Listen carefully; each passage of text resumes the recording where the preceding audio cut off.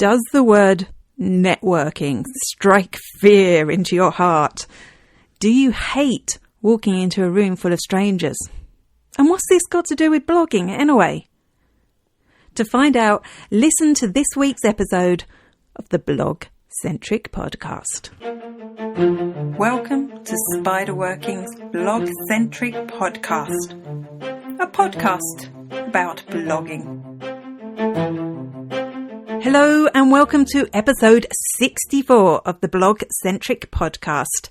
I'm Amanda Webb and you'll find the show notes for today's episode at spiderworking.com/64. When we talk about promoting our blogs, we tend to think about what we can do online to push our content out. We tweet, we share on Facebook, on LinkedIn, on Pinterest, even Instagram.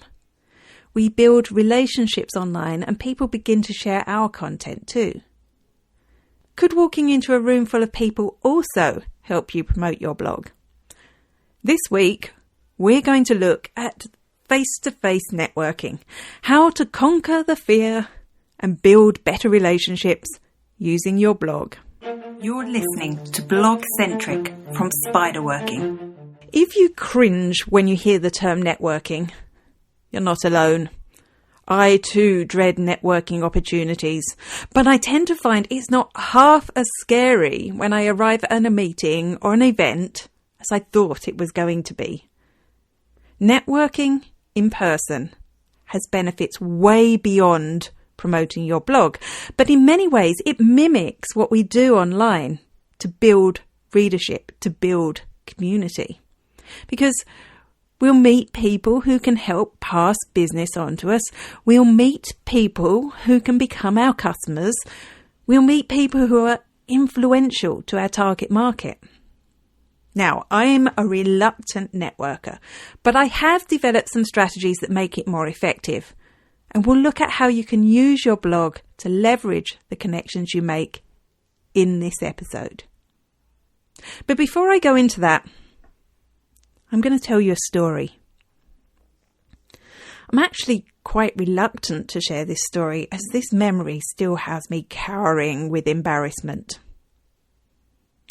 As many of you might know, prior to starting my first business, I used to work in the film industry in Ireland. I worked as an assistant director, and breaking into that business isn't easy. Like most careers in Ireland, success very much depends on who you know. I'd only been in the country a year when I started looking for work, so I knew no one. I needed to find people and I needed to connect with them. There was no Facebook back then. I didn't have computer access, and the internet, there weren't even internet cafes.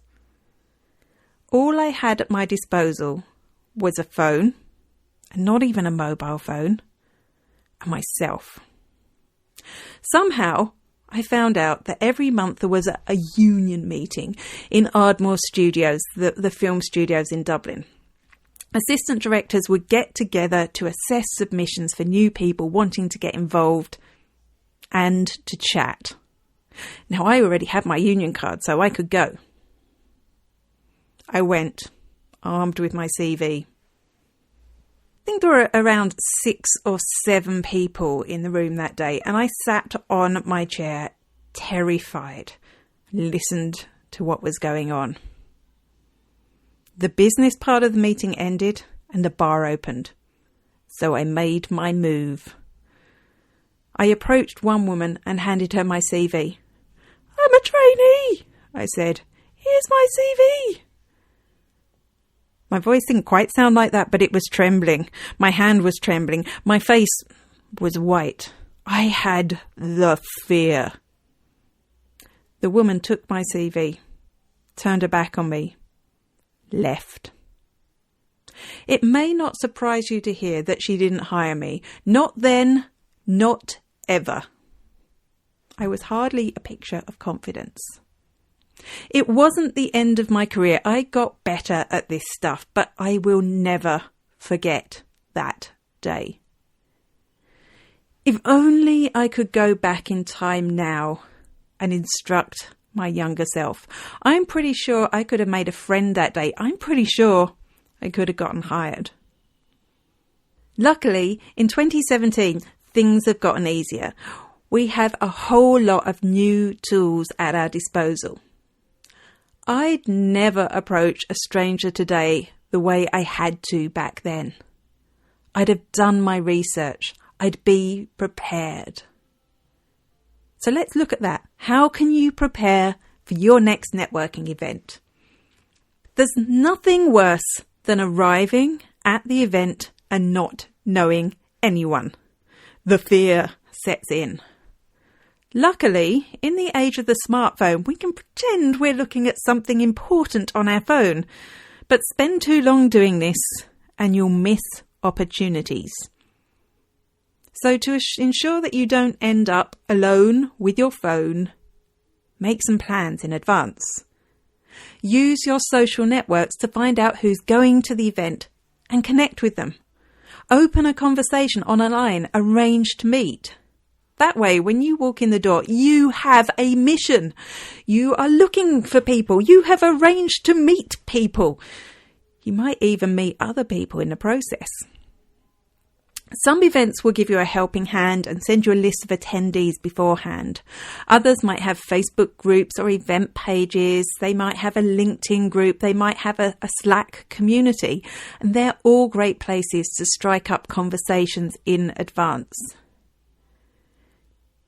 If they don't have this in place, look for the hashtag on Twitter and Instagram. Who's tweeting about the event? And send your own tweets, including the tag, asking who else is going. Check the social media accounts of the event itself and get involved in the conversations on their pages, the conversations they're having on Twitter. You're listening to Blogcentric from Spiderworking. On the day of the event hashtag and the accounts for the event are your friends. I've had the best conversations while sitting on a train, a bus, a tram, on the way to an event. Start following the hashtag early in the day. Get involved in the pre-event buzz. Tweet, snap, Instagram or Facebook a selfie en route and interact with others that are doing the same. These selfies make you easy to identify and you'll spot familiar faces from the feed when you arrive too. You're going to feel far more comfortable approaching people if you've been talking to them online already and you've seen their faces. The interaction can continue when you arrive. Keep an eye on the hashtag, find out who else is in the room. Don't just follow, tweet and interact. Use it as an opportunity to arrange to meet up at the break, at lunchtime, after the event. Many networkers advocate meeting as many people as possible at an event. There's even these things called speed networking events, a bit like speed dating, where you get to talk to people for 60 seconds each. Now, these might be good icebreakers. You'll find yourself with a fistful of business cards at the end, but I think it's more valuable to get to know one or two people better at the event. If you've made a connection on social media before, you'll know a little bit about each other already, and the in-face meeting's just going to solidify your relationship. This doesn't mean you shouldn't try and meet new people. Set a goal to meet at least 2 people at every event you go to. Conversations. I think one of the most intimidating things about going to a network meeting is wondering what you should say. I was certainly struck dumb at that union meeting. Here are a few tactics that can help you cope. Number 1, ask people about themselves. When you ask someone about themselves, you're tapping into a wealth of conversation and you're making a good first impression. It's flattering to know that somebody is interested enough to ask. Listen carefully to what they say, and if they seem comfortable talking, ask them some more. Be careful of turning into an interrogator though. If somebody seems uncomfortable talking, change the subject. Talk about the weather, the catering, or find some other common ground they're more comfortable with. I got talking to a guy in the food queue at a conference I was at. It was clear straight up that his line of conversation wasn't suited to my business, yet he persisted to ask me question upon question. I felt quite intimidated, and although I did manage to turn the conversation into holidays in New York, eventually, I was sure to avoid him for the rest of the event. Don't be that guy. Number 2, prepare. Have your conversation starters prepared in advance. You've already identified on social media who's going to be there. Before you go to the event, make a list of the people that you want to meet up with and do a bit of research. Did they write or share a blog post recently that you can bring into the conversation? Do they talk about their pets, hobbies, family online? If so, these could be great conversation starters. I've built so many relationships after talking to fellow cat lovers. Number 3, smile. When I went to that union meeting and met the woman, it wasn't just my hard sell that was the turn-off. It was that terrified expression on my face. These days, I'm a big fan of the term fake it until you make it. The last thing you feel like doing when you enter a room full of strangers is smiling. But a big smile will make you appealing. People will want to talk to you. So go to the bathroom before you walk into the room and plaster that big smile on your face. You'll ooze confidence when you walk in the room, and after a little while, it will cease being a fake. Number 4, look for others who are struggling. Because I've struggled with face-to-face relationships in the past, I'm overly sensitive to others who look like they might be experiencing the same thing. If I see someone standing nervously by themselves, I tend to go and chat to them. I've met some amazing people that way. And if you're in a group, bring that person into the group. You've met a new friend and you've alleviated their discomfort.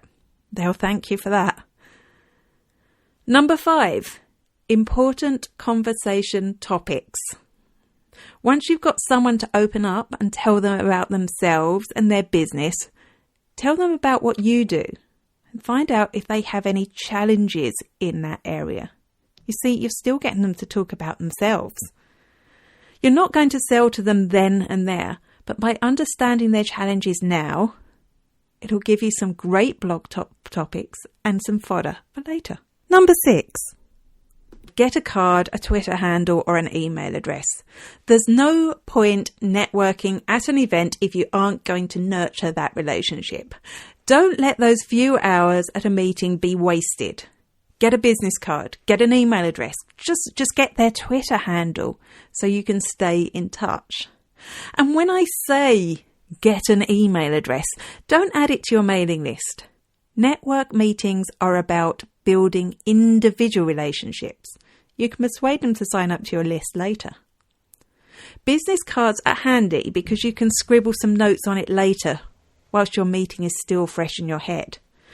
Many networking experts recommend doing this during the meeting, but unless you're jotting down something you need to send them as a follow-up, I find it can make an uncomfortable moment. So as soon as it finishes, start making notes. And the notes you make should be things like what they look like, because it's hard to remember faces, particularly at a networking meeting where you might meet a lot of people.